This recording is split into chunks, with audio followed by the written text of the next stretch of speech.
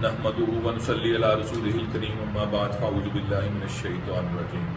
ایک بار پھر آپ کے ساتھ حاضر ہوں اپنے چینل ہربز اینڈ ٹریٹمنٹ کے ساتھ۔ آج کا موضوع ہے بال جھڑ۔ اچھا، یہ میں جو موضوع چنتا ہوں نا، یہ جو میرے کلینک پہ پیشنٹس آ رہے ہوتے ہیں ان کی فیڈ بیک سے یا ان کو دیکھ کے یا اس مرض کو زیادہ آنا شروع ہوتا ہے تو میں آپ کے ساتھ وہ ڈسکس ضرور کرتا ہوں۔ آج کل بہت سارے بچوں میں، بڑوں میں، خاص طور پہ بچیوں میں بال جھڑ، ایک تو ہوتا ہے کہ بالوں کا کسی وجہ سے گنجا پن ہونا عام، لیکن یہ نہیں ہے، یہ ایک بال جھڑ ایک بیماری ہے جو وائرل ہے۔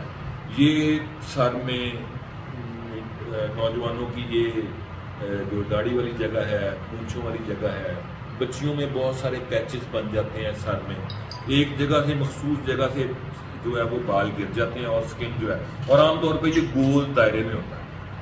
تو اس کے لیے بہت ہی اچھا ٹریٹمنٹ، اور اس دعوے کے ساتھ ایک بار پھر بڑی مختصر سی ایک میڈیسن ہے، اگر بنائیں، لیکن اس کو استعمال تھوڑا عرصہ زیادہ کرنا پڑے گا، لیکن یہ بال جھڑ جو ہے وہ آپ کا ختم ہو جائے گا انشاءاللہ۔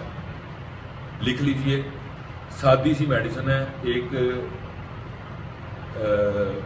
چھپڑوں میں ایک چیز ہوتی ہے جس کو کہتے ہیں ہم جونک، جو پنسار سے آپ کو جونک خشک حالت میں شکل میں مل جاتی ہے، ڈرائی ہوئی۔ آپ نے ایک پاؤ میٹھا تیل، تلوں کا، ایک پاؤ تلوں کا میٹھا تیل آپ نے لینا، اس میں آپ نے 50 گرام جونکیں ڈالنی، لیکن اس کو جونک کو اس کے اندر ڈالنے کا طریقہ یہ ہے کہ پہلے آپ ہلکی سی آنچ پہ تیل کو گرم کریں گے۔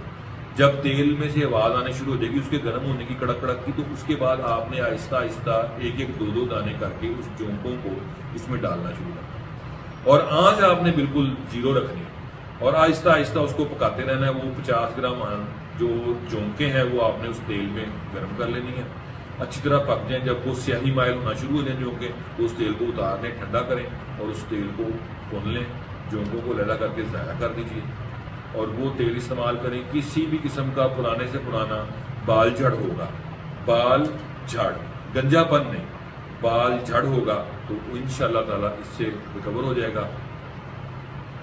جزاک اللہ، شکریہ۔